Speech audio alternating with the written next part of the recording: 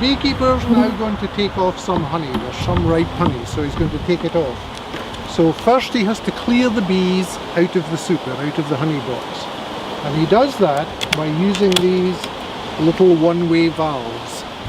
So the way they work, the bees go down through the hole and then they go out between these little springs. They move apart to let the bee out, and now the bees can't get back in. So it's like a one-way valve. It only lets the bees go out of the super, it won't let any back into the super. So he puts 2 of these into a clearing board, and now he goes into the hive. So this is the super he wants to clear. So he simply lifts the super and he puts the clearing board under it. And puts on the top, and the bees will now feel that they're trapped, so they'll go down through these little porter bee escapes, we call them, these one-way valves, and when the beekeeper comes back in 24 hours, the super will be clear of bees and he can lift it off and take it away to extract it. 24 hours later, we come back to take off the honey super, and we check that the super is clear of bees, and indeed there's hardly any bees in there, so we can lift it off and take it away and extract it. So we've now taken the box of honey, the super of honey, back to the processing room, and here we have the frames of honey, all sealed with the little wax cappings. So what we'll do first, we'll uncap the honey, and so we uncap using a knife that's been heated in hot water so that it doesn't get too sticky, and then I'll slice off the cappings.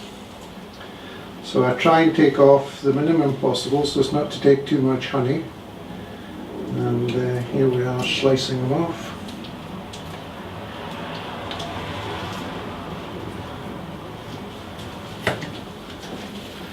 And we just have a filter cloth here that the cappings go into, and any honey will run through into the bucket below, and we can collect that later.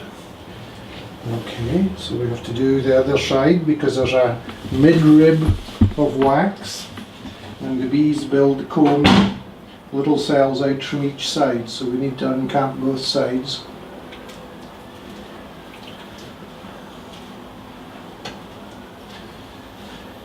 And once we get it uncapped, we put it into a centrifugal spinner, spins it round at high speed, and the centrifugal force spins out the honey out of the cappings and leaves the cappings empty.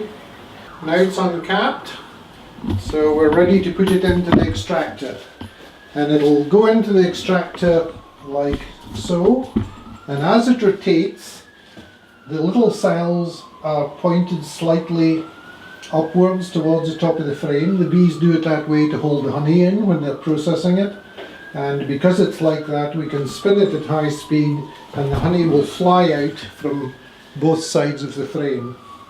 This is called a radial extractor. Okay, so now we do the second one. So exactly the same process. That's what that is. And that's us ready to put the second frame in. Right, so now we've got 9 frames uncapped, that's what the extractor holds, and we've got them all loaded in, and we're now ready to start it spinning out the honey.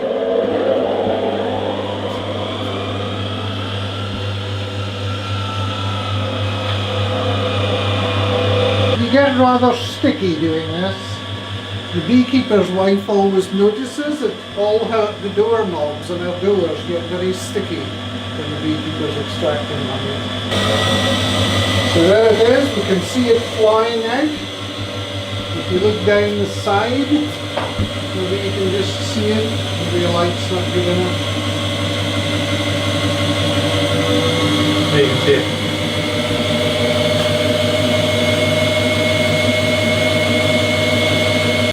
Now we can show it's empty. So the cells are now all empty of honey, and we can give them back to the bees, and they can store more honey. So now we've extracted the honey in the extractor, and it's all in the bottom of the drum here, and we're going to filter it for honey. So we put it through a coarse stainless steel filter first, and then a fine stainless steel filter, and finally through a 300 micron filter cloth. So we put them in here, and we open the valve in the bottom of the extractor, and this valve, beekeepers have a special name for honey valves. They call them honey gates because they're made for handling viscous fluids. They slice the fluid off when they're closing. So we open the honey gate, and out comes the honey into the filters, and we just give it time to go through the filters, and then we would leave it for perhaps a day or two for any air bubbles to come up out of it, because in spinning it out in the extractor it will have added a little bit of air, so we wait till the air bubbles come out, and then it's ready to put into jars that you see in your supermarket. So there we are, that's most of it out. So we can now shut the honey gate and leave it to go through the filters. Now we're going to bottle or jar some of the honey. So we take the jar and we open the honey gate, and out it flows, fills up the jar. The beekeeper checks the weight, make sure he's got the correct weight. That one's good. Now we do another one,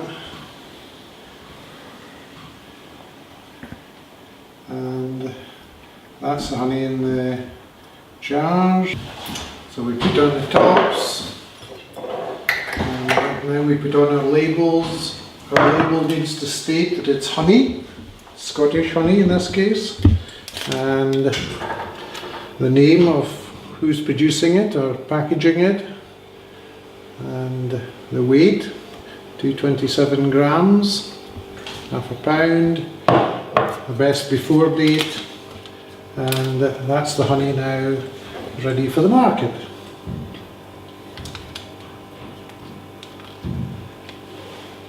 Lovely Scottish honey.